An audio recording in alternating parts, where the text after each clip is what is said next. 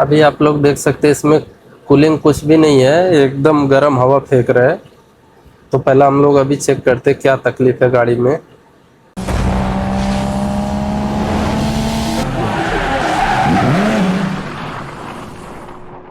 हमारे पास आज एक स्कॉर्पियो एमॉक आई है, जिसका कस्टमर का कंप्लेन है एसी कूल नहीं होता है। बाकी हम लोगों ने चेक किया पहले, तो ब्लोअर वगैरह तो चालू है, लेकिन जो ठंडा हवा आना चाहिए वो ठंडा हवा नहीं आ रहा है। तो अभी पहला हम लोग देखते चेक करते क्या तकलीफ है, इसमें गैस नहीं है या कंप्रेसर ऑन नहीं हो रहा है या और कुछ वायरिंग का फॉल्ट है। तो पहला चेक करते फिर आगे वीडियो में बात करते। अभी हमने चेक किया गाड़ी का, गैस वगैरह तो ओके ही था सब कुछ।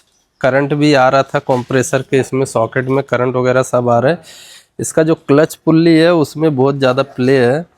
तो अभी ये पुल्ली क्लच प्लेट इसमें पकड़ता नहीं है, तो अभी देखेंगे क्या है, खोल के पूरा पुल्ली बाहर निकाल के चेक करते हैं हाफ का तकलीफ है या फिर पुल्ली का है या प्लेट का है। अभी चेक किया हम लोग कंप्रेसर, तो इसका ये पुल्ली तो पहले भी बताया था कि खराब है। इसका दूसरा क्या है, इसमें ये तो रिपेयर होता है लेकिन इसका पंपिंग भी फेल है। तो पंपिंग फेल की वजह से अभी कंप्रेसर नया ही डालना पड़ा, तो हम लोग नया वाला कंप्रेसर लाए। और कंप्रेसर में काला वगैरह तो नहीं आया है, इसके लिए सिस्टम नहीं डाल रहे हैं, लेकिन कंडेंसर चेंज कर रहे हैं। रेडिएटर का बॉटम है, यहाँ से फट गया है, देख सकते हैं। यहाँ पे लीकेज हो रहा है, पूरे नीचे डालना पड़ेगा ना। रेडिएटर आ गया, ये देखो नया वाला इसमें फिट हो गया रेडिएटर में, और ये अपना ये पुराना वाला जो लीकेज था। अभी इसको फिटिंग करके गाड़ी में उसके बाद चेक करेंगे।